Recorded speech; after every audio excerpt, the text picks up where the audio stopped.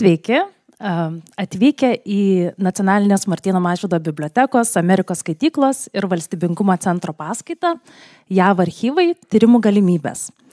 Paskaitą ves lektorius daktaras Ramutis Kiparskis, kuris yra Amerikos lietuvis ir šiuo metu gyvena Lietuvoje,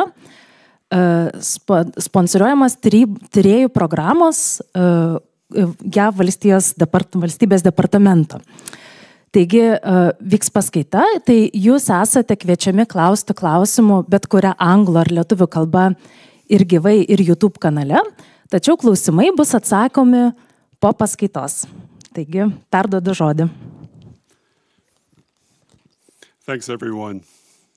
I'm so happy to be here at Martynas Mažvydas National Library of Lithuania for this opportunity to make a presentation sponsored by the American Space and Statehood Center at your library to present this topic that interests me on the U.S. archives and the research opportunities therein.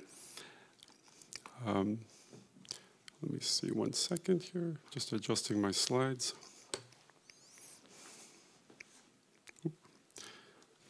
Looking, oh, good. Now, of course, all those assembled online as well, I'm welcoming to this talk.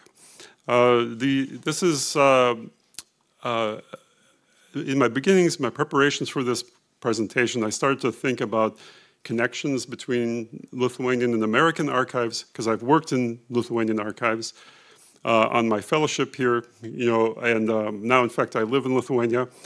But this topic of American Lithuanian archives have been quite strongly on my mind because I've spent time in both of them. So in this case, too, I was looking at connections between our national libraries, and I found a footnote, but very important, that 477 years ago, Martynas Mažvydas, printed the first Lithuanian book, and it's the namesake of your library. So this started to make me think more further about an event that took place on its 450th anniversary when President of the Seimas Vytautas Landsbergis came to the United States Library of Congress in June, I believe, of that year. That was 1997. And he spoke to the people assembled there, and in his speech, he mentioned, that Martynas Mažvydas' book was something that was quite an innovation, of course, the first printed book. And he described books themselves, which are as an innovation, which represent an accumulation and a reflection of different things that existed before it. These books store and convey the knowledge and wisdom of the people's community and of the whole humanity. Indeed, Lithuania survived for the very reason that there was the Lithuanian language and that there was this book. So if you look, then yes, a book is a written message of a nation and is of its continuation of its spirit. After reforms in Lithuania, after Mažvydas' book was printed, Merkelis Giedraitis, Bishop of Samogitija, sponsored the publication of the Catechism in 1595, which was officially the first Lithuanian language book that was actually printed in the Grand Duchy of Lithuania. You can see the US first book that was printed in English language was approximately 50 years later, in 1640, the whole book of Psalms. This book is actually now in the Library of Congress. There was many books printed, but not many of them remained. So for much of the time after this publication, this was a source of great spiritual hope, and it reflected American ideals because it was written from a translation that really linguists look at it now and it says it's very typically of American style. So American style, American sentiments, even though they were still 150 years still away from independence, these elements were embodied in this work. So The U.S. Library of Congress, which I'm going to be discussing today in addition to other archives, also contains, as a matter of fact, what's a representation of what's called a trophy book, which is the Gutenberg Bible, one of the 3 vellum copies that exists. So it's a very special place, to visit the Library of Congress. I hope you can go there. So this is kind of my introduction, to our 2 national libraries. Perhaps, you'll note that in 1450, Gutenberg introduced, the printing press. Maybe there is a book, certainly there's books that were written by scribes that are much older than this in the Lithuanian National Library holdings. But this is a pretty unique book, so it would be interesting to explore Lithuania's National Library as well. I have this similar interest. So today's talk, we're looking at the different archives that are available that you can research in the U.S. We're starting with the U.S. Federal Archives, for example, the National Library, which is the U.S.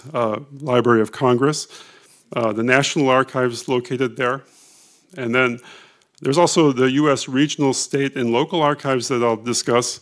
Of course, I can't describe all of them, but I'm going to just give you a general idea of what these U.S. archives structure look like, what key materials are held in them, how these archives can be used, both from a distance and from visits, which I believe are the most effective way to use them, are research visits. But then also if there's any requirements to access these, are there any restrictions for foreigners, particularly when you visit these archives? I'll answer that last one right away. There really are no restrictions to access U.S.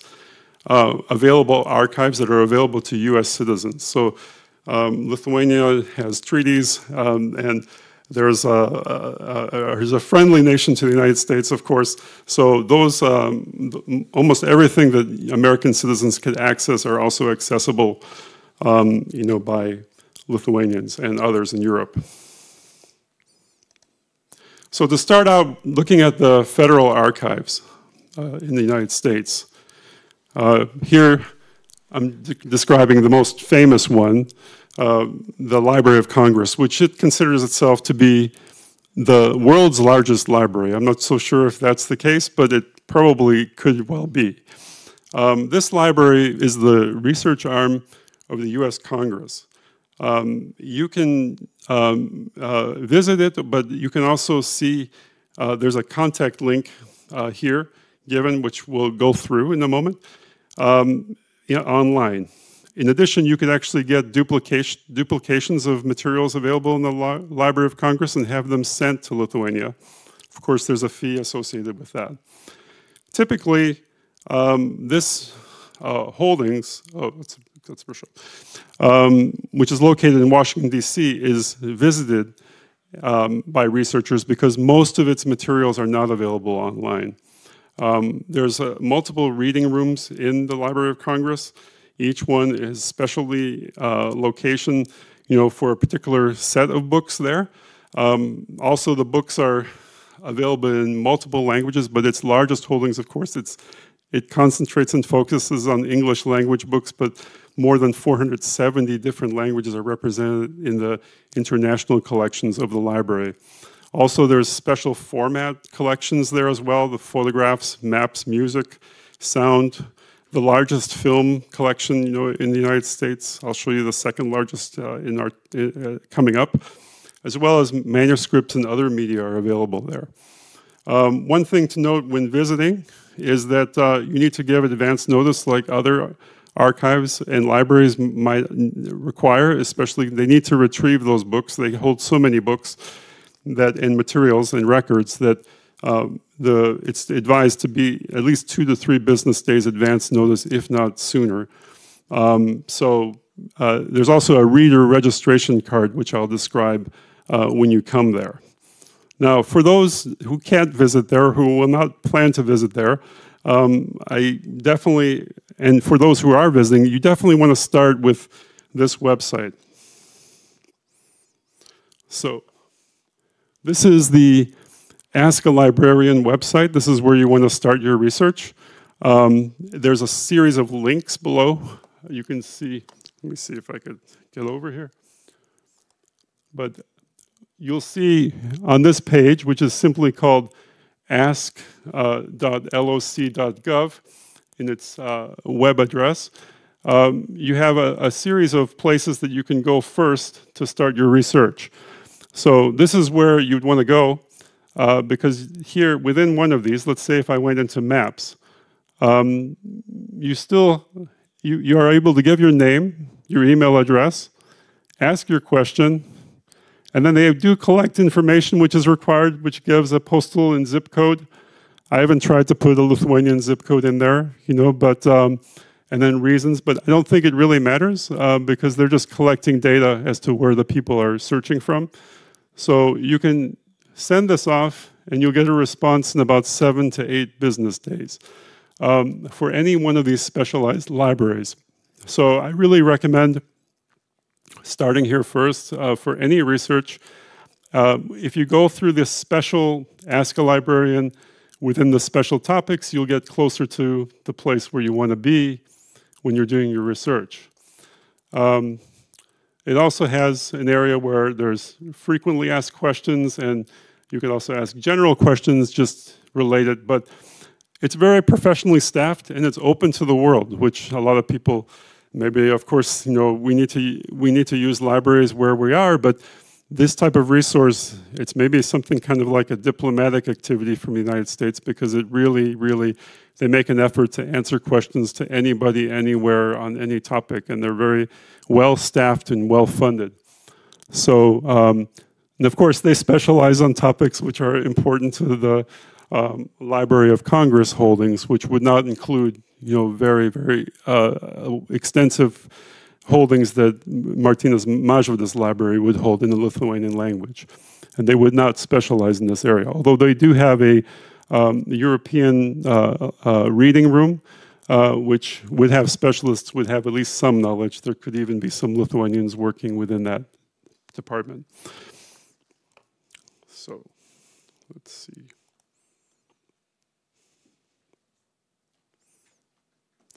Sorry about the pause. Okay. So, yes, indeed, start your research within the Ask a Librarian website. There's also the main catalog, which I'm not going to go into right here, but this is just a normal web catalog, which you can browse. It's called catalog.library of congress or loc.gov. Here is where you would begin your search as well, more broadly. But what you need to keep in mind is that many of the materials in the library are not even going to be listed here because they're located on other databases. So it gets really confusing, actually, in a way, even for the US government's well-funded sponsored site because of the digital collections that are now available. Those are located in a separate search tab. So let me see if I can scan around here. I'll open up that window just to show you.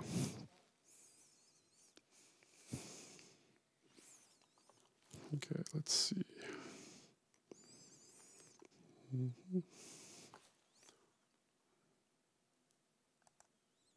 Yeah, this is what I'm talking about. So here, you'll find that there's an eResources online catalog down here below. Let me see if I can make it a bit bigger.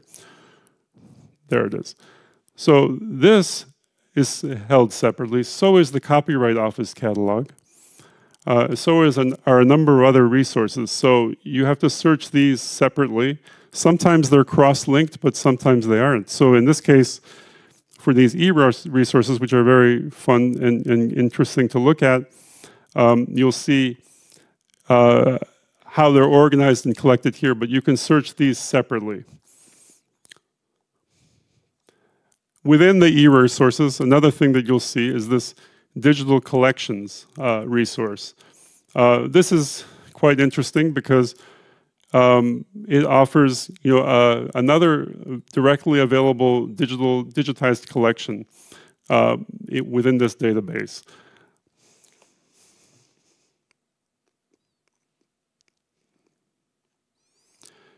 And as I said, you know, many of these materials that are in the e-resources, you know, can be searched, but then not all of them can actually be accessed from a distance because they're behind subscriptions.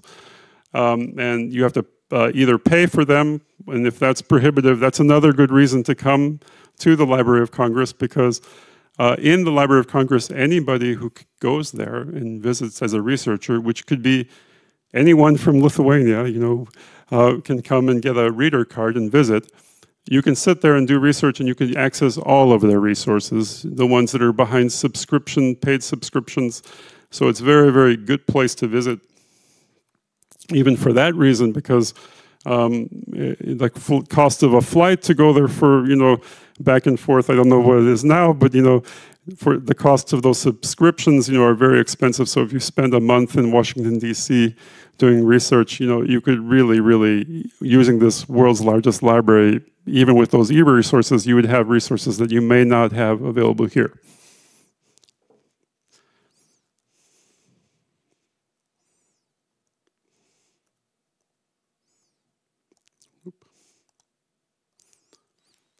Oops. Pause the slide. Apologize for that. Let's see here. Not sure what happened. Technical difficulty. One moment, please.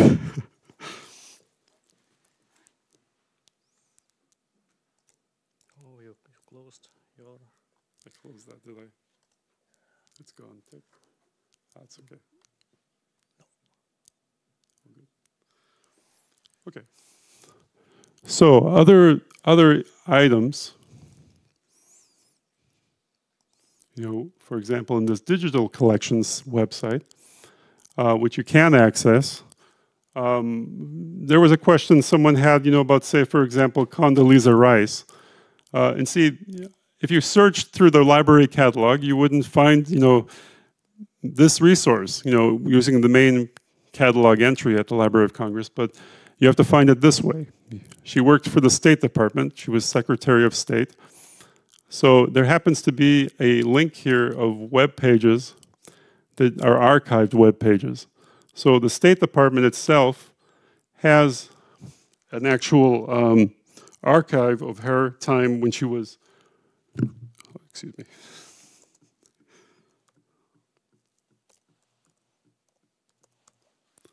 Take a look here. Of course, I spelled it wrong. All these technical difficulties.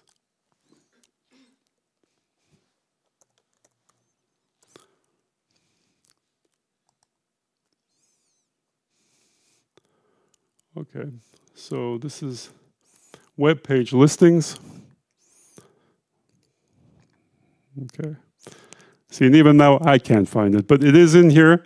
You'll find a listing of all the web page changes during her term in office. Okay.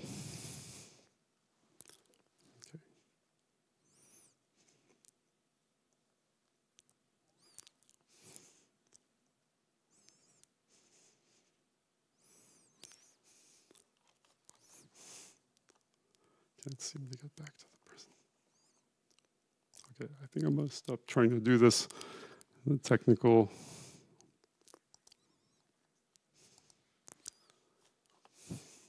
Can't seem to get my presentation. Okay, hold on.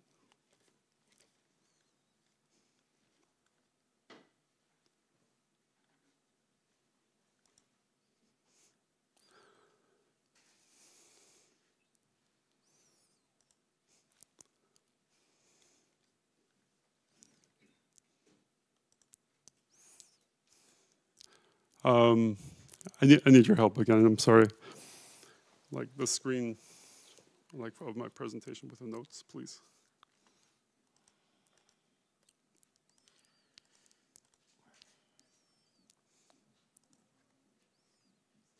There it goes. Thank you. And it keeps going back to the beginning. Okay.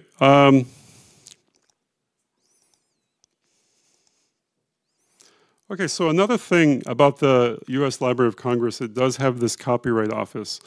So if you're an inventor or if you're interested in researching this, this is also available for anyone to research online. Not all of the copyright information is available online. Most of the, since 1980, copyrights are available, but anything before that, you would have to visit, you know, the Library of Congress to do research there. So they have a special copyright reading room. Of course, in that case, you definitely want to call ahead, contact them, communicate with them in advance before you visit, because those collections are also located off-site, and you'll need to retrieve those items. They'll need to retrieve those items for you. And again, the registration is from 1978, not 1980, is where you could find them in a search online. This is what the search system looks like. It's called a pilot system, so it's new, but it's very powerful, they say. It also has, you know, modern linkages to other metadata that you can access and explore more fully. But this is also available to the public. Some of its functionality works better when you're in the Library of Congress itself, but a lot of it could be accessed, you know, from your own home. Just as a side note, who can register patents in the US is Lithuanian citizens could also register patents. If you find like some old manuscripts that you own personally, those could be copywritten and registered. So the reader card is very easy to obtain when you visit. If you decide you need to take a visit, you can come there with a photo ID and have one printed for you almost immediately within a half an hour. It doesn't take any longer than that. It's a very simple procedure there. So this again makes this library very open and accessible to everyone. So the second really big item in Washington, D.C., and searchable also from afar, is the National Archives. These are the records of the executive, judicial, and legislative branches of the United States government. So these are very much used, especially by researchers and also for legal cases, because a lot of the federal laws and protected secret documents of the United States are within the National Archives. They're always being released as a trickle. There's something called a Freedom of Information Act, which I'll describe in a moment, that allows everyone to access information that the US government has produced, provided that they can't see a very important reason not to show it or disclose it. So some of those documents in that Freedom of Information Act, to look at what's inside the National Archives that's not yet published for the public, can actually be requested by foreign citizens too. So you don't have to be a US citizen to make a request for secret information or something that you think might be in the US government archives. You can actually make it a request as a foreigner as well. This is another thing that they're responsible for is the presidential library system, which is a very, very wonderful system that the US has. I've been told, because I visited there in Kaunas, Valdas Adamkus, President Valdas Adamkus's library is modeled in a way after this US presidential library system, because he saw that system of the way US presidents preserve a private or a publicly sponsored museum, usually with a private foundation attached to it that promote the history of that presidency, their administration, the activities that happened. And there's a museum usually attached to those, but there's also very serious archives associated with them. And the same office, which is the National Archives and Records Administration, or NARA, as you can see here, oversees those presidential libraries as well. The National Archives definitely requests you to contact them in advance, to your visit. Staff there also, just like at the Library of Congress, are available to answer many questions. And the National Archives themselves, when you're searching them, you won't be able to just find everything, as I referenced, with the presidential library system, which exists all across the US. You won't be able to just access them in one place. You have to research where those records are kept, and they could be located anywhere in the United States at one of their records facilities, National Archives satellite facilities, or at one of the presidential libraries.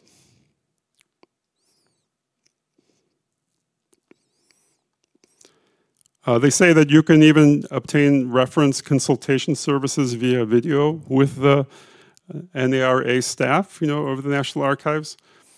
And here are the notes on visiting. They also have a research ID requirement, and it's again not a very serious hurdle to coming and visiting the National Archives. It's open to anyone. The online holdings, by the way, are just a small fraction of what they contain, because, and you can see that note that they don't retain all the government produced information. Only 2 to 3% goes into the National Archives. They choose what they think is important. Other items are either dispensed with, or some items are donated to other libraries, so some things could be found in other locations.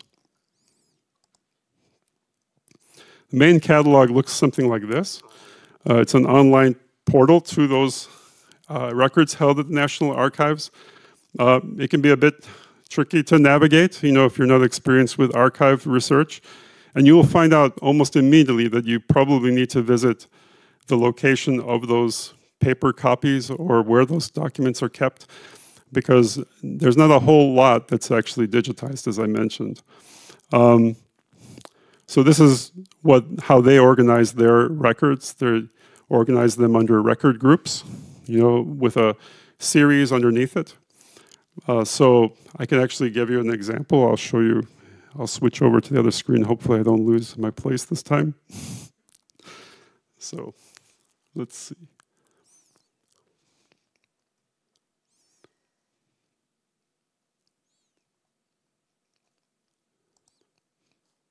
Yeah, here we are.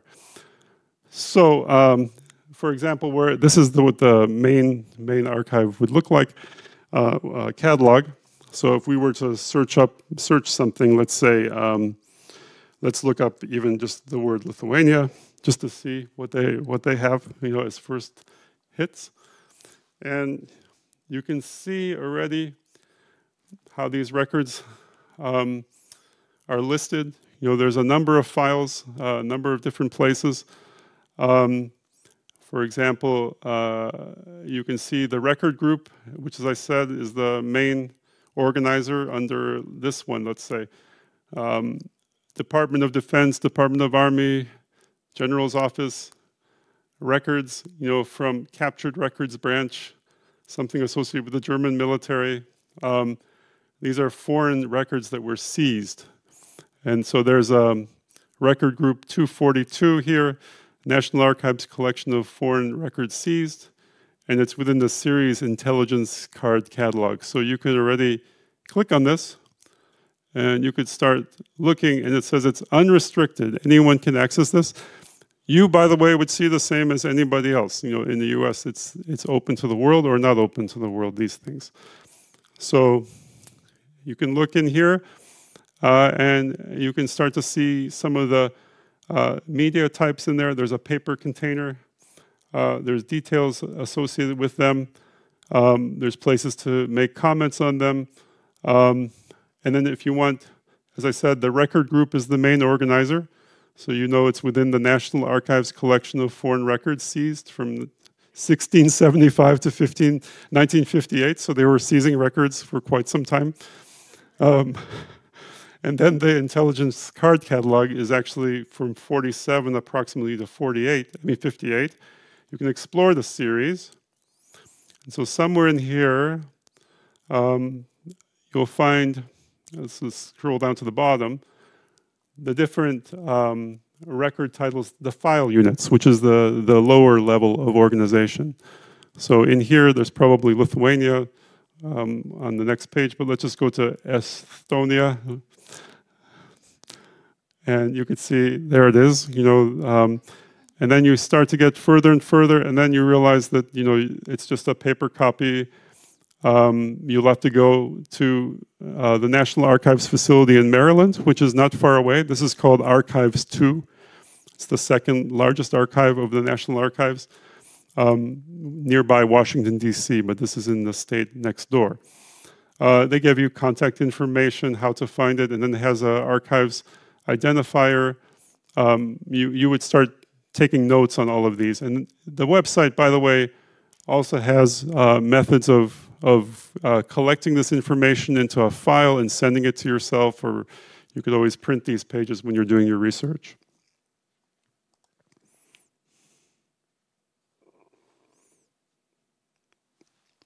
Hopefully this works. Okay, sorry, it always jumps back to the very first. So let's scroll through.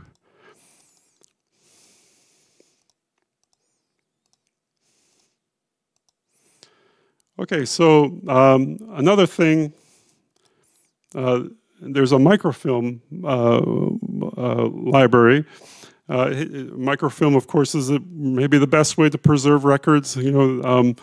They prevent people from handling those materials. That's one of the key things, and they don't degrade as rapidly as paper that are being grabbed and looked at by many, many people.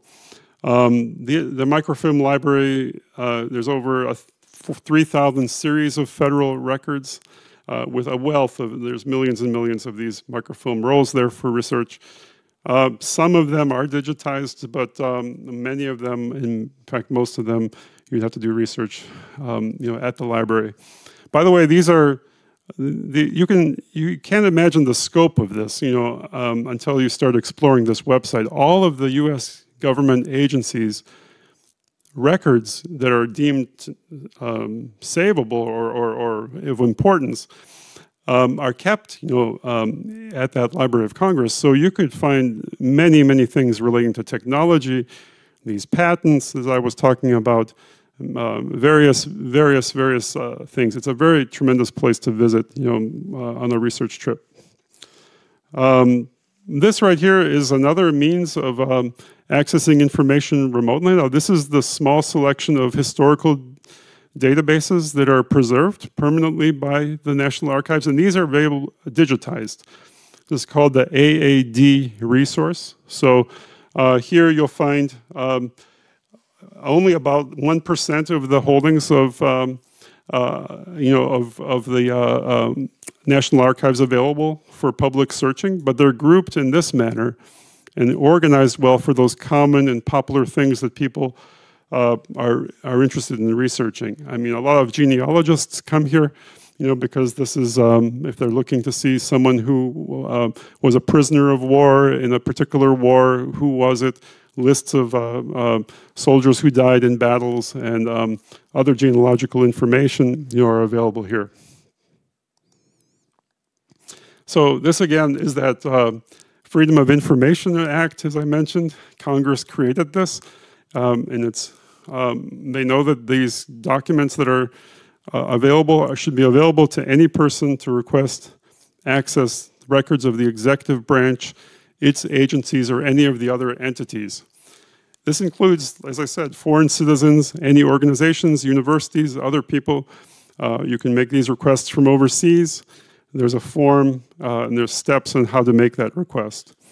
The right of access, if you wish to access, is enforceable. So it's a statute, it's a disclosure statute. So the federal courts, will protect this right. But it does contain certain specific exemptions from this.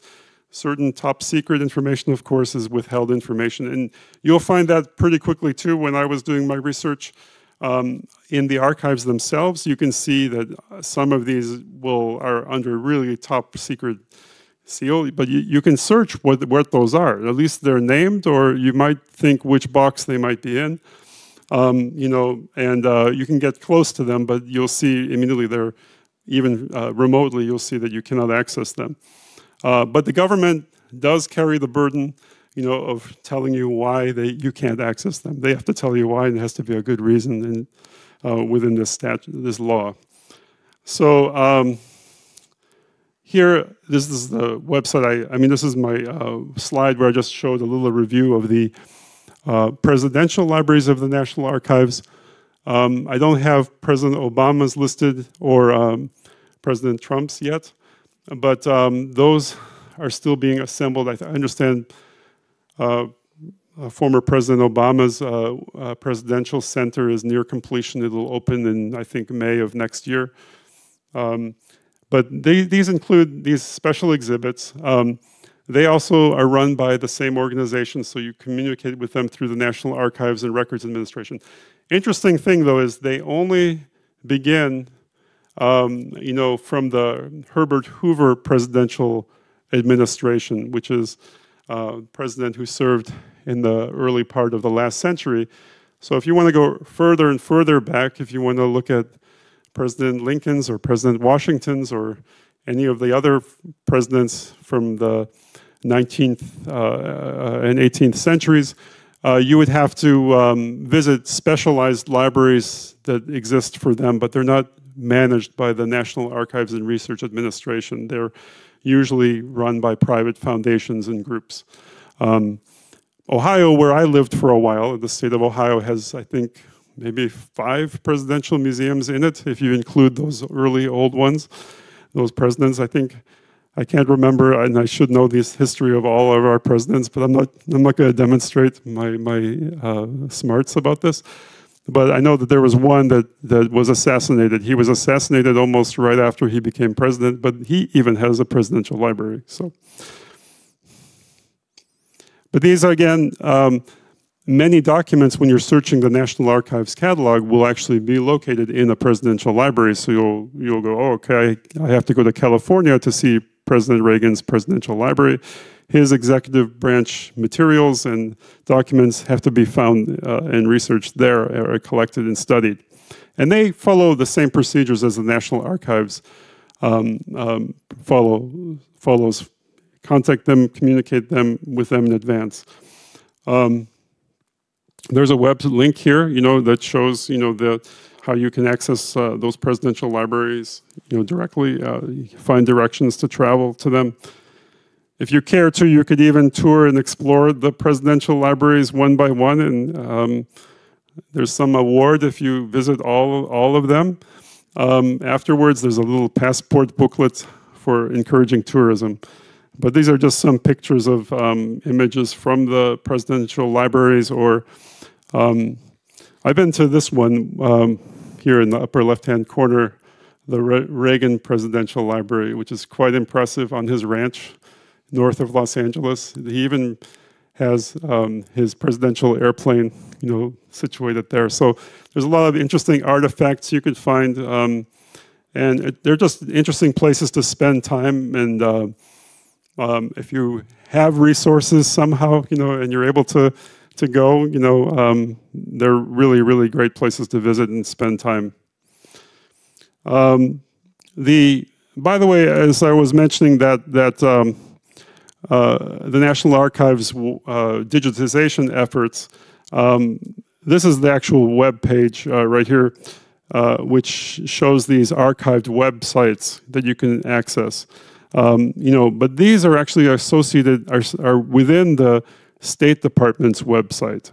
So you see some of the material that's available within a particular agency or bureau, is archived on their own website still. They haven't been migrated to the main website. So here was the place where I was able to find Condoleezza Rice's, all of her writings, all of her documents, the former Secretary of State, in archived web pages from her term of service between 2001 and 2009, serving across 2 administrations. So now I'm going to move along to the U.S. archives, research opportunities in some regional, state, and local archives. I'll just move quickly here because we don't have a whole lot of time, but this right here is the National Archives website, the same place we were. And within here, you could access all the different state archives. All 50 states have archives, that are linked to within. Let me move this over here. Oop, that didn't work.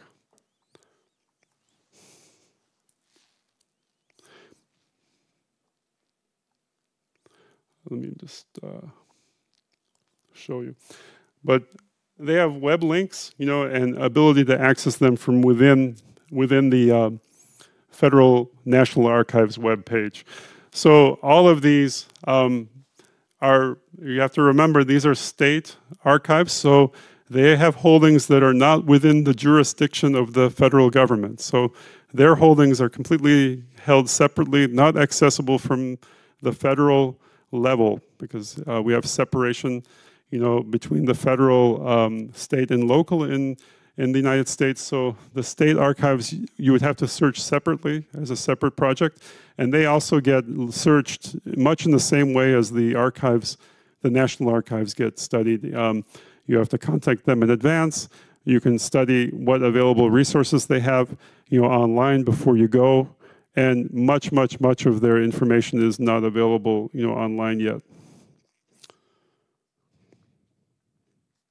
For example, in the California State Archives collection includes those records of all of the California state agencies, the governor's office, the state legislature, and the Supreme Court.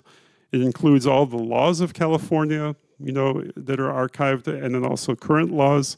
So for legal cases that involve a particular state, or if you're studying legal history of across different states, say what's happening in California versus what's happening in Wisconsin, those different states, you must go individually to their websites, and you can find them though by going through these state archives.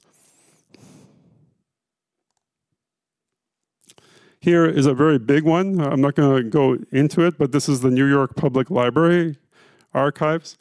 This one is located on Fifth Avenue in New York. It's a very substantial archive. I think it has around 3,000 employees working for it. Here you can find maybe it tends to lean more towards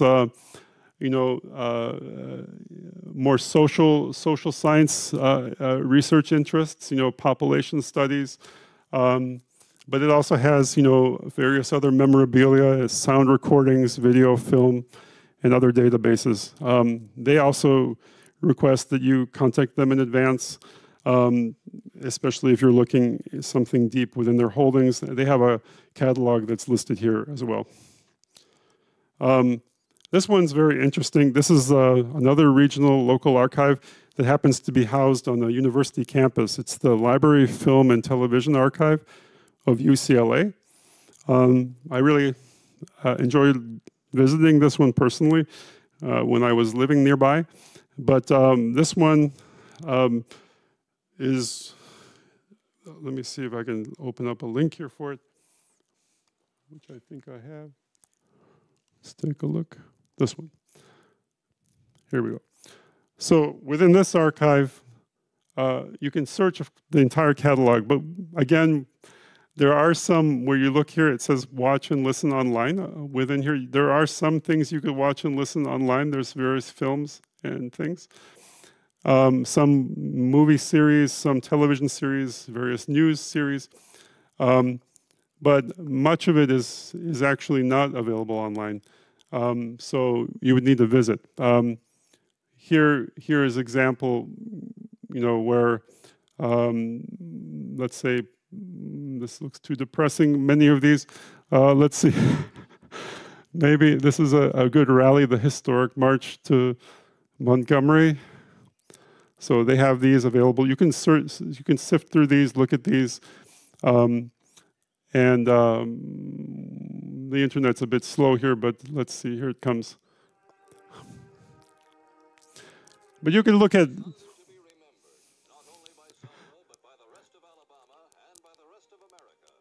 Under the leadership of Dr. Martin Luther King,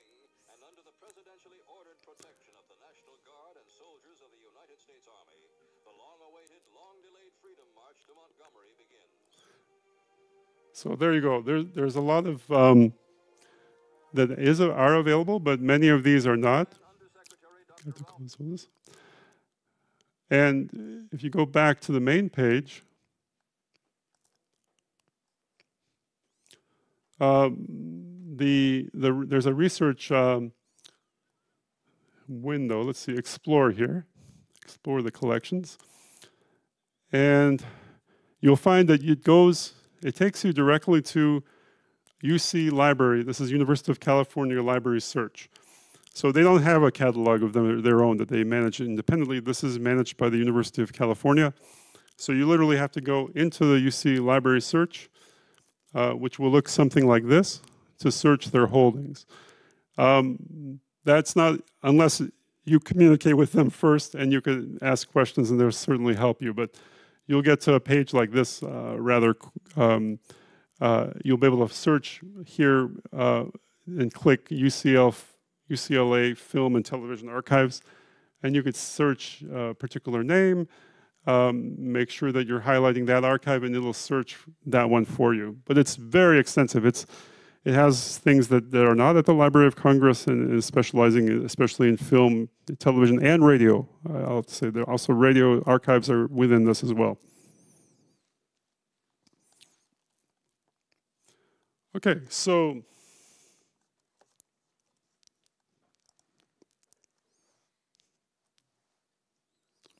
did we come back? Hopefully. There we go. Sorry, I have to do this again. Okay. I have a little bit more.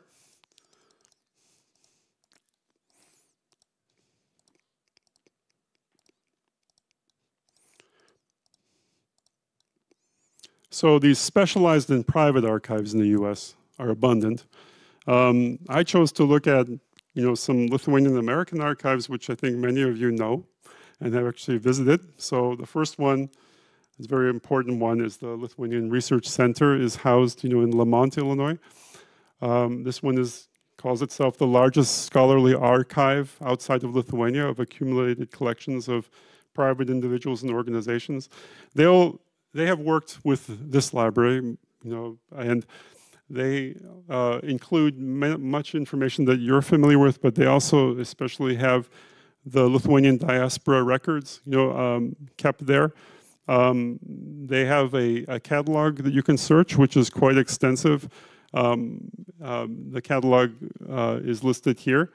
They request you to contact them. They're a very impressive archive, constantly bringing more information, more records, irreplaceable records. Families donate belongings to this research center, archives and records from their deceased loved ones, who are hoping to keep and preserve that cultural legacy. So they are what was described, as a cultural legacy center as well. So they are very, very important for Baltic, Lithuanian American researchers, people who are interested in Lithuanian American experience, which includes me, by the way, because I'm a Lithuanian American. So this is another archive that I've been to, a private archive. It's from Maria Gimbutas's papers. The archaeologist, the well-known archaeologist, is located in Santa Barbara, California, at the Pacifica Graduate Institute campus. I was very impressed when I visited this one, because this was my first archive to ever visit, where I could see the process of archiving happening. And I gained a lot of appreciation after speaking to the staff there. What's really nice about it is, first of all, that location, you cannot beat it. I mean, I would probably want to live in that building because it's right over the Pacific Ocean.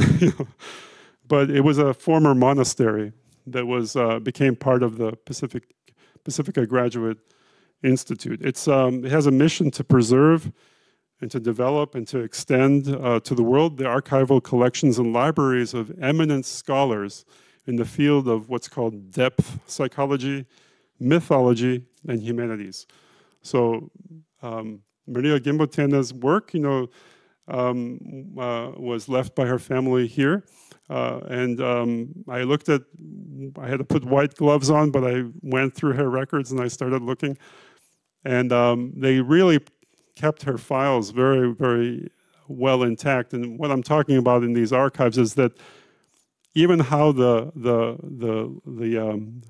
person who's being memorialized within this archive, how they worked and their habits, are preserved in how they put their own files and folders together. And they're very careful to keep the arrangement of how Maria Gimbotena kept her documents. You cannot just take something out, it's all preserved very well. Because I remember when I was a kid, I would go through my grandparents' letters and things, and after they passed away, I would just sort of grab everything, and someone would take one thing and bring one thing over there and take one thing over there, and everything was all over the place. But it turns out, I had to learn this, but for archivists, how those items are arranged, after someone dies, and how they left their study, and how every little detail actually could be very critical and important to learning about this person's method and their process. So it's very, very interesting. But I would definitely want to visit here. It has a staff, working there. It's a very small staff, so contact them well in advance. But you definitely would want to go, if you're anywhere in Los Angeles area, you would want to go visit the Opus Archives and Research Center to see Maria's legacy there. This one is a museum, the Balzekas Museum of Lithuanian Culture. This one, I think many of you are familiar with. This is the largest museum in the United States dedicated to preserving and memorializing Lithuanian culture and history.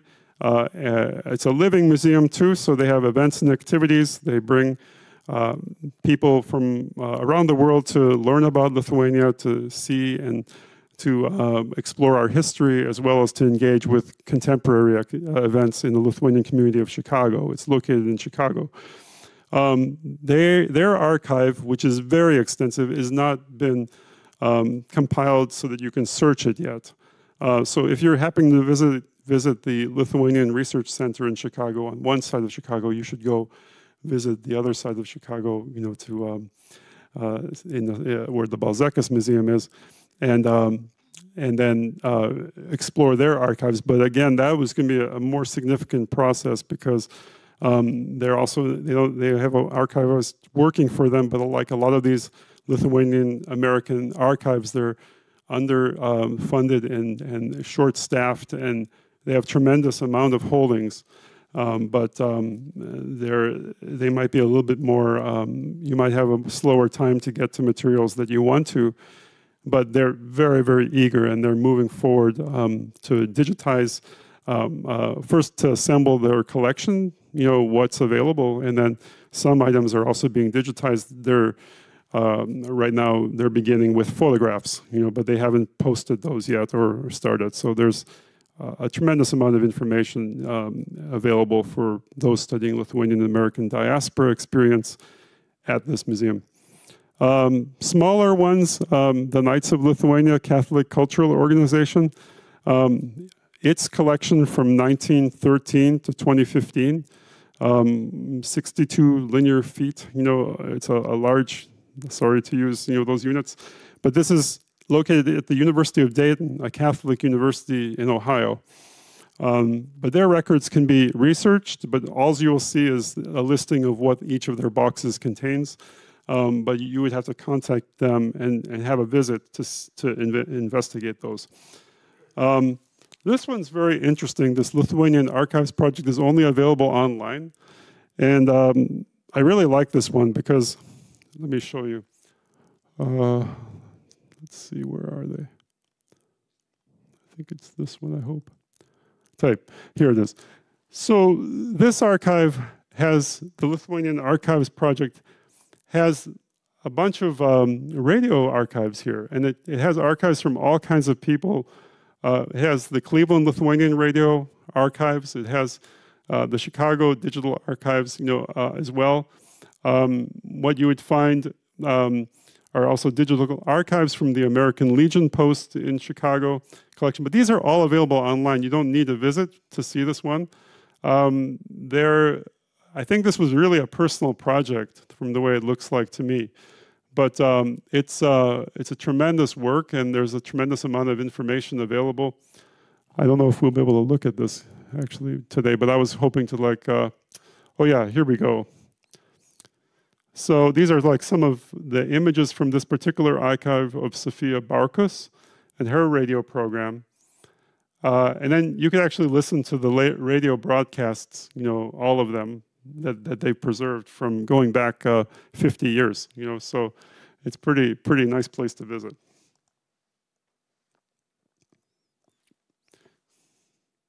Okay, now we're going to go forward again really quick. You get to see everything once more. We're nearing the end.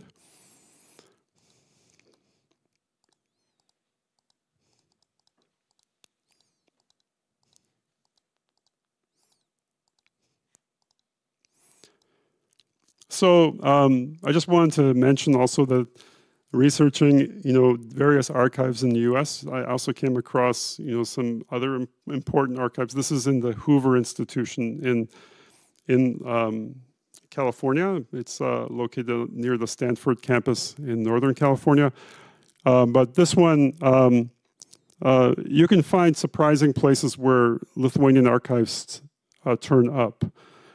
I'm quite sure that this archive is also in Lithuania, but I just wanted to show you that there's other places to explore. And in this case, it really starts with just using web browsing and searching. Of course, that's the first place to find and identify these archives.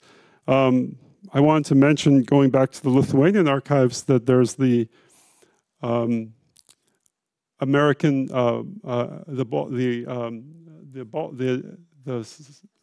Association for the Advancement of Baltic Studies conference at Yale. Thank you. Coming up this June at Yale University. But I was talking to Ramūna Kubilius, and she told me that they're organizing a roundtable discussion there at the conference. It won't be broadcast, unfortunately, as far as I understand, but it's called United for a Common Cause, Mapping the Past and Future of U.S. Baltic Collections. And they're talking about these type of small archives that you find in Lithuania, in the United States, from the Lithuanian diaspora. And I lived in Cleveland area for a while as well, and Cleveland has a tremendous U.S. Baltic collection as well. And Lithuanians are beginning, as Ramūna put it, they're beginning to start to assess, what actually remains and how important these archives are, and they're at a stage now where they're trying to, they're taking them very seriously, and they're organizing. This is a very kind of a watershed meeting, I think, because it's bringing together a lot of different speakers, and at this roundtable. But what they're looking for is, indeed, like what's the future of these collections and how they can be preserved, how can they be better made accessible? Because in many cases, they were just one person, one group, one small collection of people that held on to boxes of records. So these are very, very critical.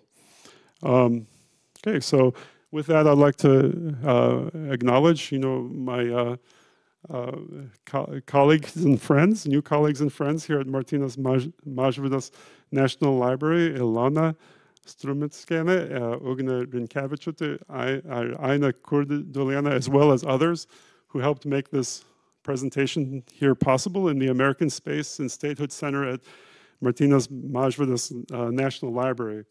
I'd also like to thank the staff that I engaged with briefly at the U.S. National Archives and the Library of Congress.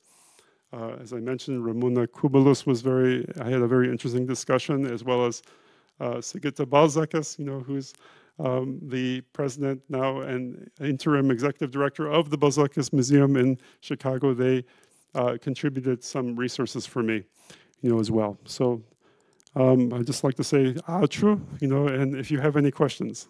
We might not have much time, but if you have any, I think we might be able to fit one or two in. Is that right? Yes, of course. Good. Yeah, I noticed. I noticed for the National Archives, you have a section there on emigres. So I'm assuming that even back to the early 19th, 20th century, you can probably find records of arrivals, yes, which is something I'm personally interested in researching. But the ports of arrivals, the main ports were like Boston, New York, and Philadelphia. So is it worth it? Are those records also in the state archives, and is it worth, or is that strictly an NARA responsibility, a NARA thing? Thank you for the question. So those, those arrival records, of emigres or new immigrants coming to the United States, I don't actually have specific information to answer your question as to whether it's better to search in Washington, D.C. at the National Archives, or to find another archive maybe where the ships are arriving in New York or in Massachusetts. I would just say that start with the National Archives, and because they're so well funded, so well staffed, I can't stress that enough. That's a good place to use that resources. They'll be able to point you even though they don't have jurisdiction of those records. But I would imagine it's probably more likely in the National Archives because the immigration is still considered a federal level topic. So at least jurisdictionally, immigration records, should probably be kept, at the National Archives in Washington. That's my thinking. Thank you. May I ask you, is it possible to contact later you by email? I have very specific questions. I want to use your experience by searching very specific information. Actually, it's dealing with the space technologies. Yes. If anyone needs to contact me personally, please contact the library, the American Space, here at the National Library, and I'll be happy to provide that information. Of course, those of you who are here, I'll give you that information now. I'm not carrying business cards, but I would definitely be happy to discuss with you anything or help you on research, or just let me know. I can point you to the right people very quickly.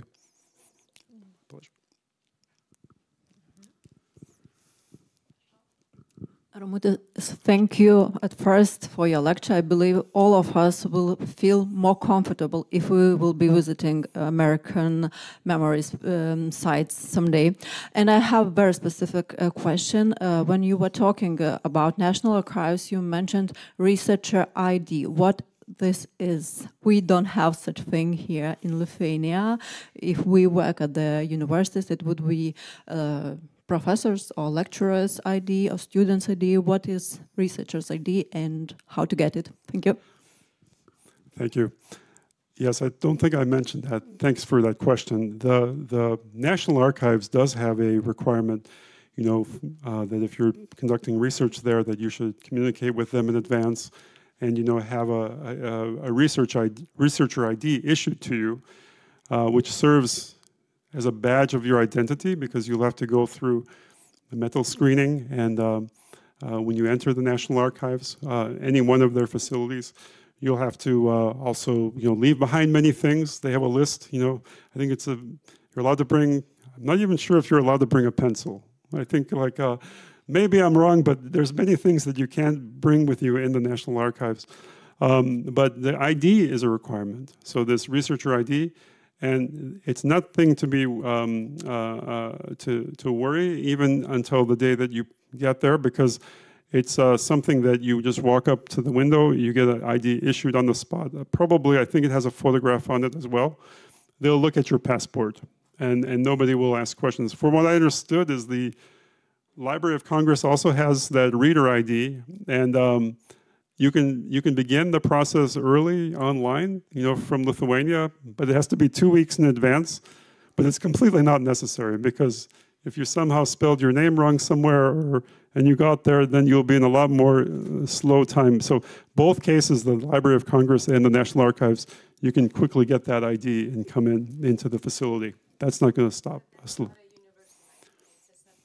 It's a separate ID just for use, for accessing those facilities while you're in the facility. Primenu, kad taip pat žiūrintieji mūsų transliaciją taip pat gali klausti klausimus.